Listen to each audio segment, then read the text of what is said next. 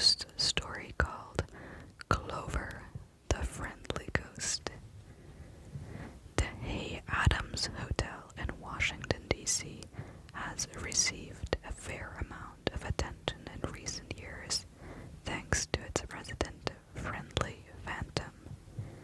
A luxury affair upon opening in 1928, the hotel went on to host celebrities of the age such as Charles Lindbergh and Amelia Earhart. Many claim the hotel is haunted by Clover Adams, who was a socialite and the wife of writer Henry Adams, and possibly even the inspiration for Henry James' celebrated novel, The Portrait of a Lady.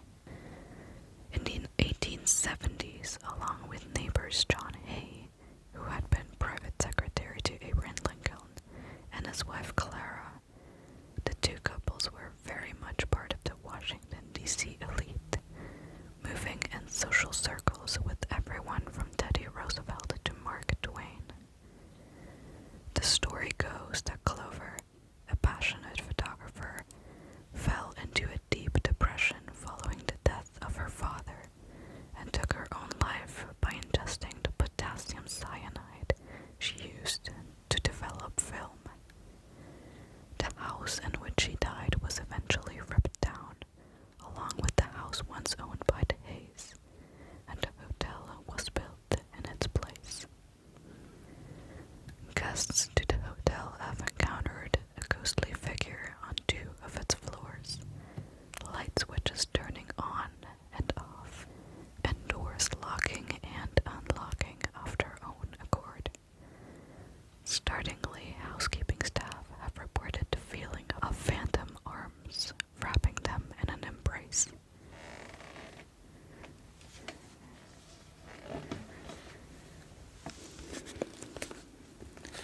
Let's go look for another one.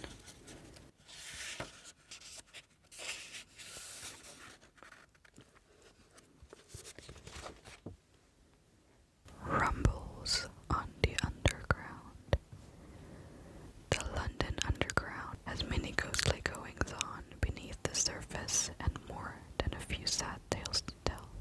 During the Second World War, many of the stations were used as civilian air raid shelters, and while many lives were no doubt saved, this brought about new tragic incidents below ground. East of Bethnal Green Station, that purportedly sheltered hundreds of locals from the war crowds, began streaming toward the station to take cover during an air raid. Upon hearing the loud explosion, actually the testing of anti-aircraft weapons in nearby Victoria Park, panic ensued, and many began pushing harder to get into the station.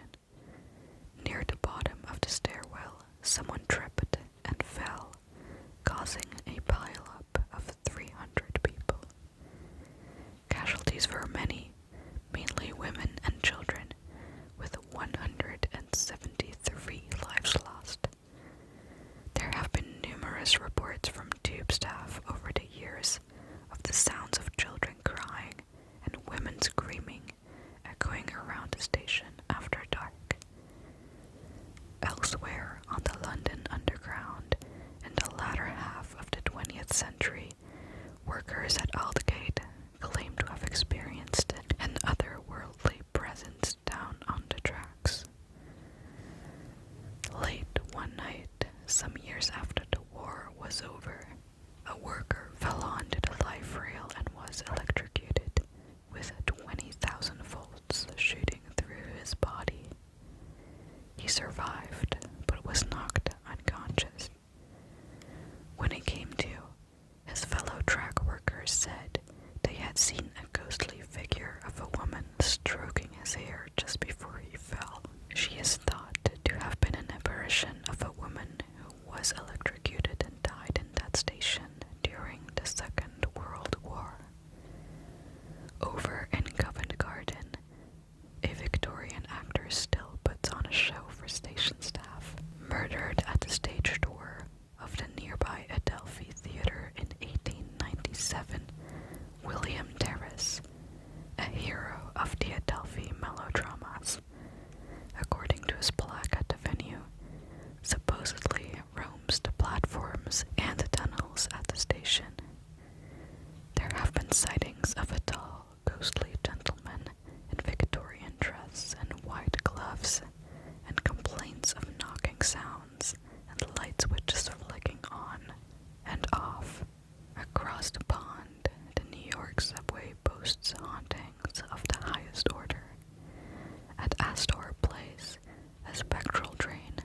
seen arriving at the station.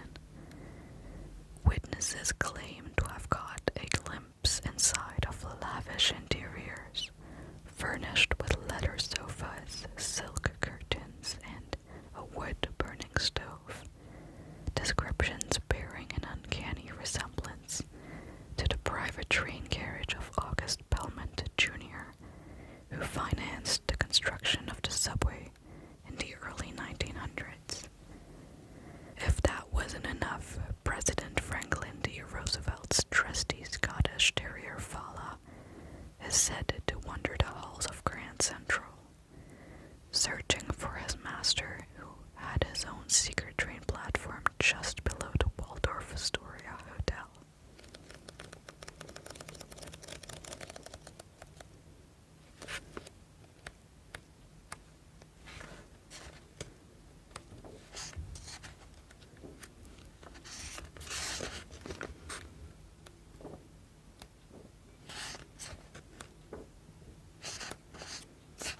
Okay, I got another one. It's called Wolves of the Midwest.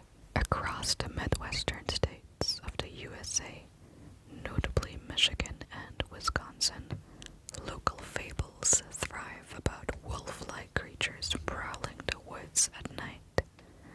The Michigan Dogman is allegedly a 2.1 meter or 7 foot tall dog-human hybrid with yellow eyes, the head of a wolf or dog, the torso of a man, and a howl that sounds like a human scream. If you believe the stories, the Dogman only makes an appearance once a decade in years that ends with a 7. The creature is usually spotted in northwestern Michigan, around the Manistee River, which flows into Lake Michigan.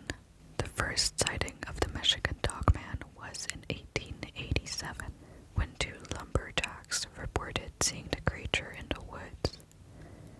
Other sightings followed, although presumably only in years ending with a 7, often from men working in the woods or people walking on solitary roads, and many of these reports originated in the logging camps in the area. People talk of the Dogman's agility, and many have seen it bound around. Some have even claimed it has jumped in front of them or their car, or that it has scratched at a house or tent while they were inside. Amateur video footage from the 1970s shows what the creators claim to be true sightings of the Dogman moving through the woods, although in both instances these were deemed to be faked. Believers can't shake the fact that the way the large creature moves in both clips is so naturally wolf-like that they're not sure it could be emulated by a human in a dog suit. In neighboring Wisconsin, the so-called Beast of Prey Road supposedly terrorizes several counties. It's described as a man-wolf or dog-man with a muscular human-like body with a wolf's head and legs. It also has yellow eyes.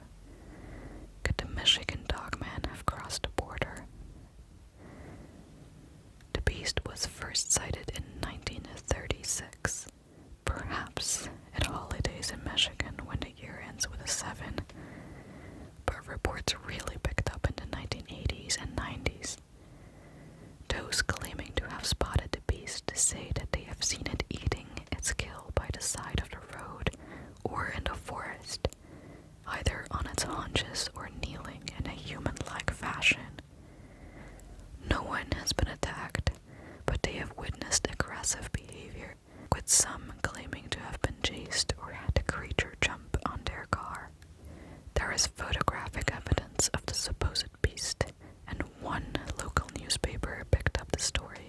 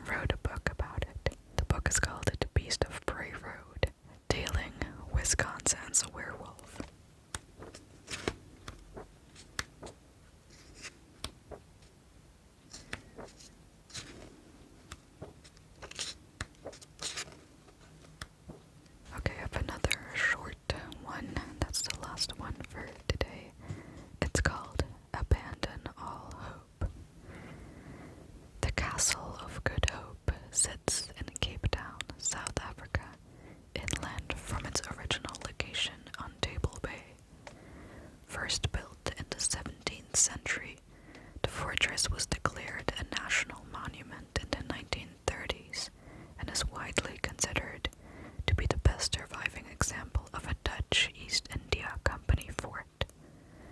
The castle has been inhabited by many a phantom over the years, with reports of eerie occurrences plentiful. A woman dressed in grey has been spotted running through the castle crying hysterically with her hands to her face. During more recent excavations, a woman's body was unearthed and given a proper burial. The woman in grey hasn't been seen since this happened. In the 1700s, a soldier was found hanging from the bell rope in the castle's bell tower. The tower was sealed off after his death. However, to this day,